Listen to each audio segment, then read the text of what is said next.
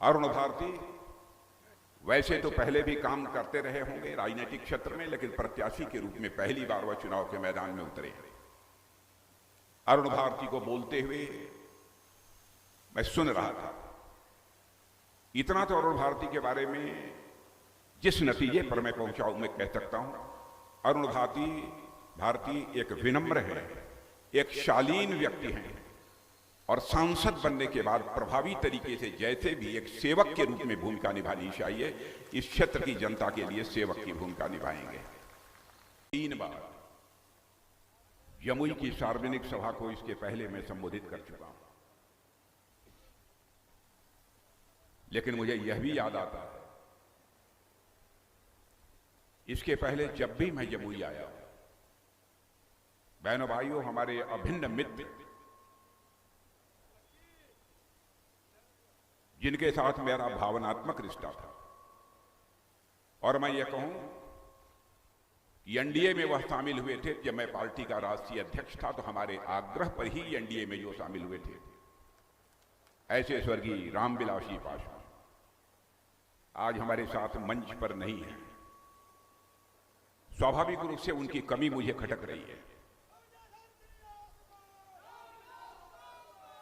खिलखिलाता हुआ चेहरा और जिस गर्मजोशी के साथ आकर वो लिपट जाते थे, उससे जिस अपनेपन का एहसास होता था, मैं उसको शब्दों में बयान नहीं कर सकता।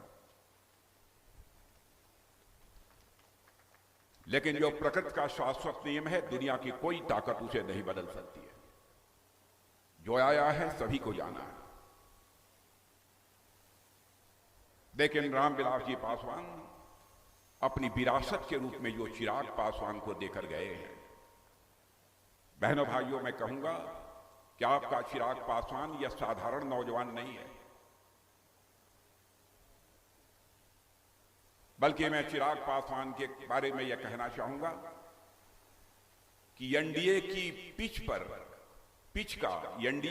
का वह रन हीटर है। जितने रन की जरूरत होगी वह उतने रन बनाने की क्षमता आपका चिराग पासवान रखता है।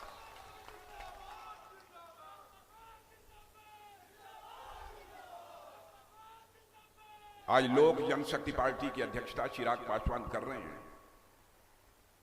मैं पूरी तरह से आश्वस्त हूं, जो हमारे रामविलास जी पासवान का स्वप्न था, उस स्वप्न को वह निश्चित रूप से साकार करेंगे।